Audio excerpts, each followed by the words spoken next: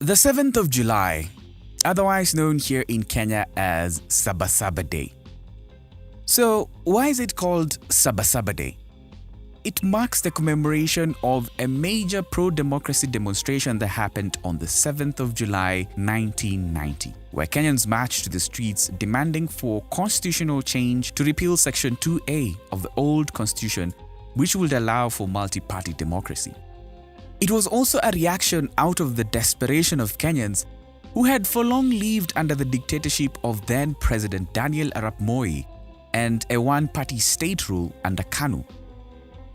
Young politicians who were known as the Young Turks, with the support of more experienced politicians, called for a massive rally that was supposed to be held at the Kamukunji grounds on the 7th of July 1990. But on the days leading up to 7th July, the government of President Moi was not comfortable with the kind of influence the young politicians were having on the country, and they started targeting leaders of the Sabasaba movement. Charles Rubia, Raila Odinga, and Kenneth Matiba were arrested and detained days before Sabasaba. But that did not stop the rally from happening. There was enough anger and frustration among Kenyans to push them to come out and protest against the oppressive regime. So on the 7th of July, they came out.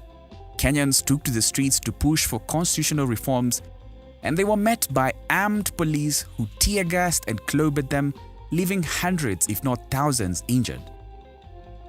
James Orengo, Paul Muite, and Gitobu Manyara were some of the young politicians who led the protests on Sabasaba Day, and they too were not spared by the police.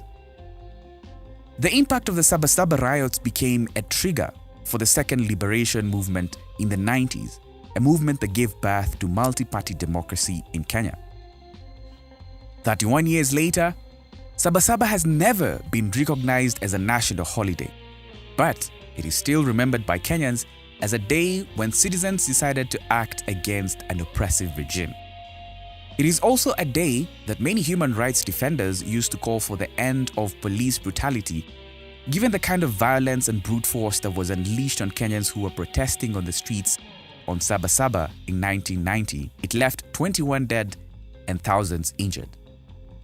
As generations pass, the memories of Sabasaba become less amplified. But in the history books, the impact of the events of the 7th of July 1990 will always be a major turning point in the history of Kenya's democracy.